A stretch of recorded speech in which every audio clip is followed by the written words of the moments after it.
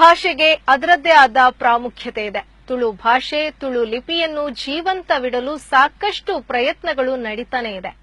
ಸಾಗರದಾಚೆ ದುಬೈನಲ್ಲೂ ತುಳು ಭಾಷೆಯ ಉನ್ನತಿಗೆ WhatsApp group ಒಂದು ಶ್ರಮಿಸುತ್ತಿದೆ. ಏನಿದು ಅಂತೀರಾ? ಈ ವರದಿ ನೋಡಿ.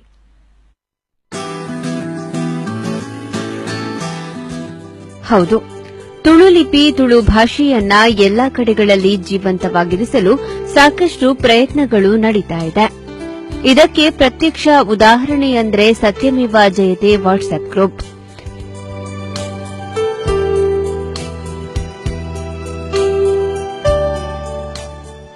ಈ ಗ್ರೂಪ್ ಎಲ್ಲಾ ಕಡೆಗಳಲ್ಲಿ ತುಳು ಲಿಪಿ ಕಲಿಕಾ ಯೋಜನೆಯನ್ನ ಹಾಕಿಕೊಂಡು ತುಳು ಭಾಷೆಯನ್ನ ಜೀವಂತವಾಗಿರಿಸಲು ಮುಂದಾಗಿದೆ.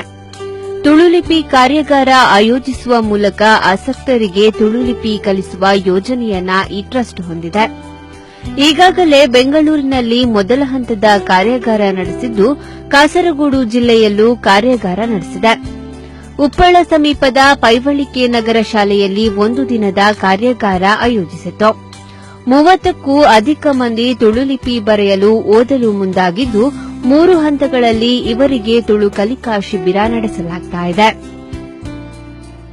ಸಾಧಾರಣ 3000 ಇತಿಹಾಸ ನಮ್ಮ ತುಳು ಒಂದು ಟೈಮ್ ಪ್ರಬುದ್ಧವಾದಿತ್ತು. ಇದಕ್ಕೆ ಸಾಕ್ಷಿಯಾದ ಬೇತೆ ಬೇತೆ ನಮ್ಮ ಸಂಶೋಧನಾ ಈಗ ಧರ್ಮಸ್ಥಳದ ಮ್ಯೂಸಿಯಂ ಉಡುಪಿ ಸಾವಿರಗಟ್ಟಲೆ ತಾಳೆ ಒಳ್ಳೆ ನಂಗೆ ತಿಕ್ಕಿದೆ. ಆ ನಂತರ ಇತಿಹಾಸವಿನ ತುಳು ಲಿಪಿ ಖಾಲಿ ಇತಿಹಾಸ ಬಂದಿದೆ.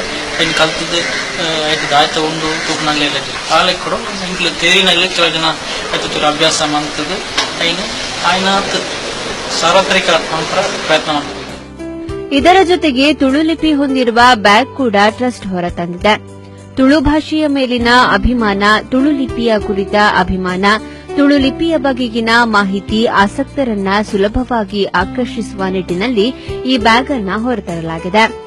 ಕಾರುಣ್ಯ ಸೇವೆ ಮೂಲಕ ಗುರುತಿಸಿಕೊಂಡಿರುವ ಟ್ರಸ್ಟ್ ಸುಮಾರು 6 ವಲಯಕ್ಕೆ ವಿಸ್ತರಿಸಿಕೊಂಡಿದ್ದು, ಮಂಗಳೂರು, ಬೆಂಗಳೂರು, ಕುಂಬಳೆ, ಮಂಜೇಶ್ವರ, ಪುತ್ತೂರು ಅಲ್ಲದೆ ಯುಎಇಯಲ್ಲೂ ಕಾರ್ಯಾಚರಿಸುತ್ತಿದೆ. ವರ್ಷದ ಹಿಂದೆ ಸತ್ಯಮೇವ ಜಯತೆ ಎಂಬ ವಾಟ್ಸ್ಆಪ್ ಗ್ರೂಪ್ ಇದೀಗ ಸತ್ಯಮೇವ ಜಯತೆ ಚಾರಿಟೇಬಲ್ ಟ್ರಸ್ಟ್ ಆಗಿ ರಚನೆಗೊಂಡಿದ್ದು, ಊರ ಪರವೂರ ಹಲವಾರು ಯುವಕರನ್ನ ಒಟ್ಟುಗೂಡಿಸಿ ಸಮಾಜ ಸೇವೆ ನಡೆಸುತ್ತಿದೆ.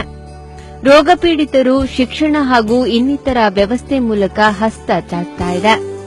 ಒಟ್ನಲ್ಲಿ ಈ ವಾಟ್ಸ್ಆಪ್ ಗ್ರೂಪ್ ತುಳು ಭಾಷೆಯ ಮಹತ್ವವನ್ನ ನಾಡಿನುದ್ದಕ್ಕೂ ಪಸರಿಸುವತ್ತ ಹೆಜ್ಜೆ ಹಾಕಿರೋದು ನಿಜಕ್ಕೂ ಶ್ಲಾಘನೀಯ. ಸ್ಟೀಫನ್ ಕಾಸರಗೋಡು, ದೈಜಿಪಾಲ್ 24/7.